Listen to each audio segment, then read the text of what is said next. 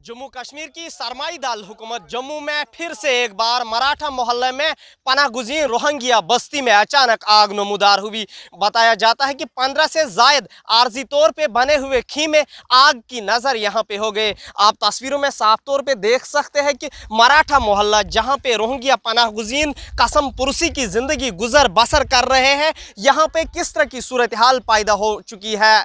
ताहम मज़ीद तफसीलात और जानकारी इनसे ही हासिल करेंगे कि किस तरह से ये पनाहगुज़ीन यहाँ पे अब अपनी ज़िंदगी गुजर बसर कर रहे हैं और अचानक हर साल यहाँ पे आग क्यों नमूदार होती है। अचानक यहाँ आज रात को 1 बजे अचानक में आग लग गया।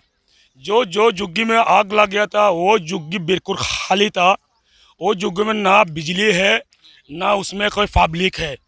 पीछे से आग लग गया। आग लगने के बाद में दोनों तरफ से दूध झुग्गियाँ था।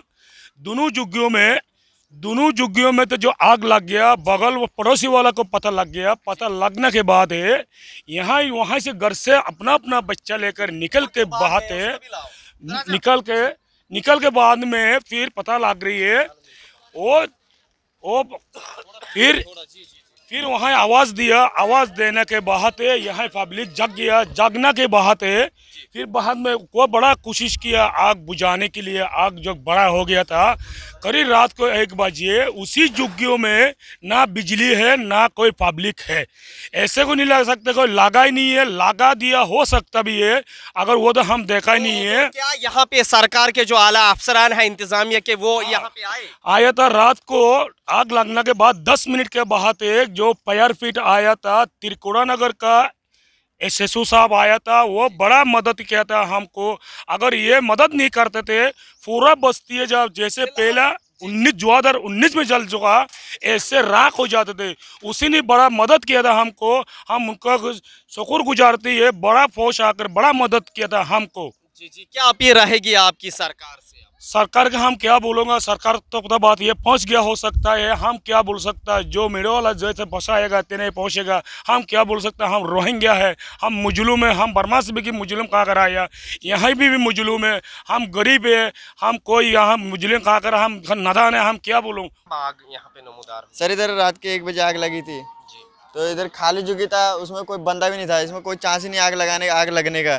तो इधर लगाया गया, वो लगा कि वो पता नहीं हमें सर। तो इधर जैसे कि आपके भाव आने लगे तो बंदे को पता चले आग लगी है तो बंदे सारा नाली में उतर गए। उधर बंदे बैठे तो इधर घर सारा जल गया, सामान भी जल गया, खाने के लिए पैसे भी नहीं बचा उनका पास। उनका 75,000 रुपये जल गया, चावल जल गया, तो उनका पतीले शतीले सारा जल गया। कितनी झुग्गियाँ यहाँ पे जल गई? 15-16 झुग्गी होगा, उससे ज़्यादा होगा शायद। इससे पहले भी 2019 की आग की वारदात हुई। क्या हुकूमत ने आपकी मदद की थी उस वक्त? सर उधर उसमें तो थोड़ा बहुत मदद किया था, फट्टी उट्टी दिया था, तो एक पतीला दिया तो 1 गिलास दिया बस।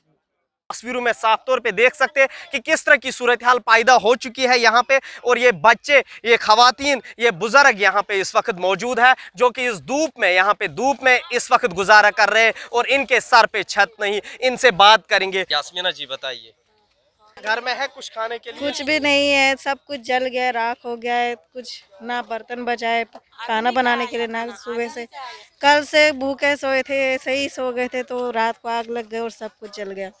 क्या सुबह से सब लोग भूखे सो रहे। क्या कहाँ पे था घर? ये झुग्गी कहाँ पे थी? झुग्गी यहीं पर था पास। जी। जिस वक्त आग नमूदार हुई कहाँ पे थे आप?